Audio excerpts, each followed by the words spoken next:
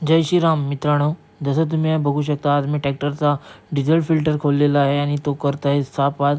कारण की विषय असा झालेला का आज मला होता भाडा, ते भाडा मारायला गेलो होतो पण याच्यात डिझेल फिल्टरमध्ये डिझेल पास नव्हतं. हे बघा किती कचरा आहे या डिझेल फिल्टरमध्ये.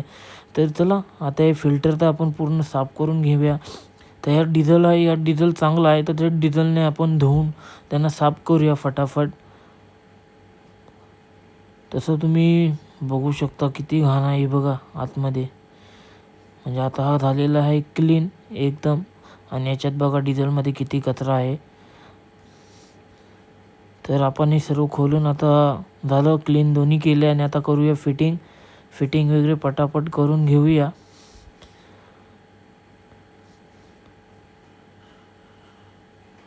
फिटिंग केल्यानंतर